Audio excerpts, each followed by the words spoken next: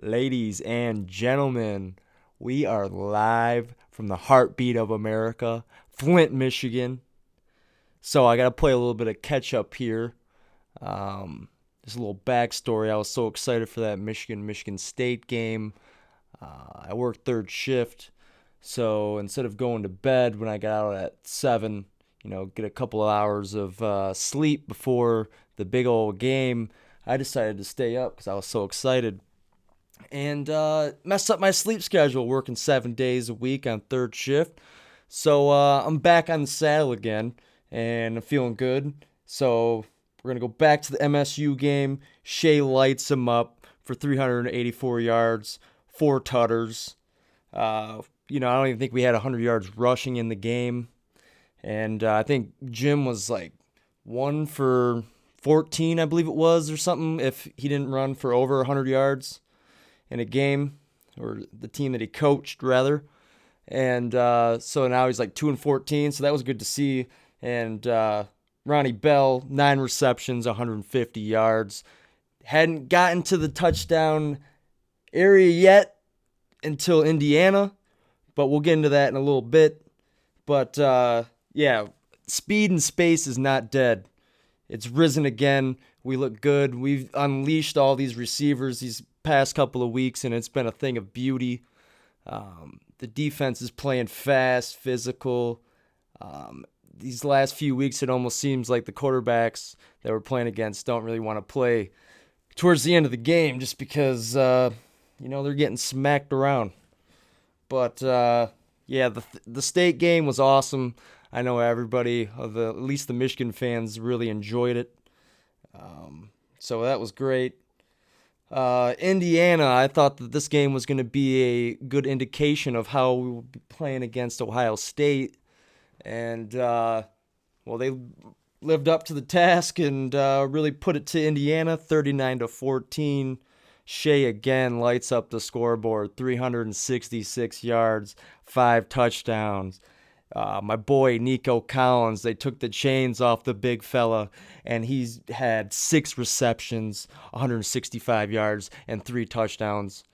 The man is just a freak. Jump balls, it's 80-20. He's coming down with it. I'm more confident every time he gets thrown the ball. He's so much fun to watch.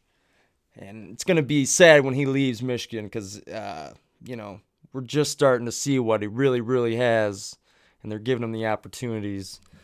But, yeah, we just utterly dominated that game as well. So that was good to see, especially that we were on the road. So moving forward to the game this weekend, it's going to be interesting. I don't think a lot of people are giving us a shot in hell, which I guess I don't really blame them, but if you really follow Michigan like I do and other diehard fans out there, you can tell that they're drastically improving. Just killing it.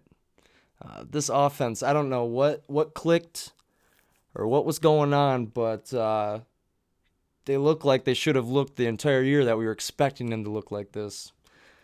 And so that gives us a chance. I understand Chase Young is a Jadeveon Clowney type. Probably better. Probably gives more effort than Clowney.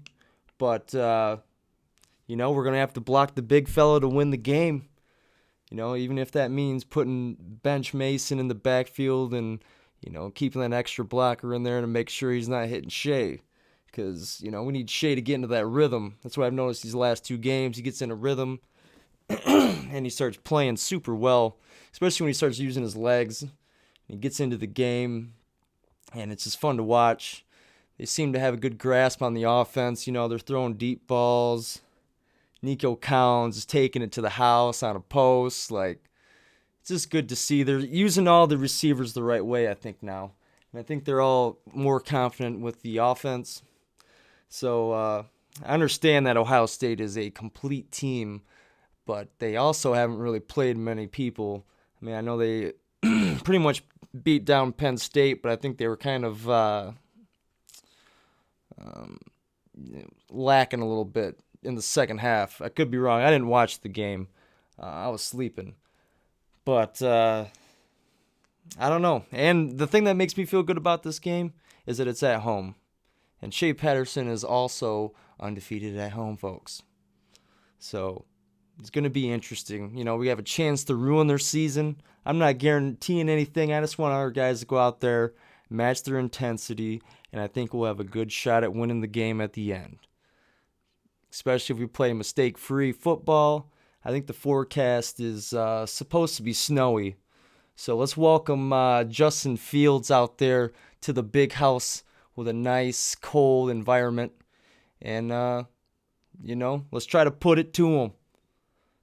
I'm super excited. I hope you guys are too. And we'll see what we got for the game on Saturday. Go Blue, baby.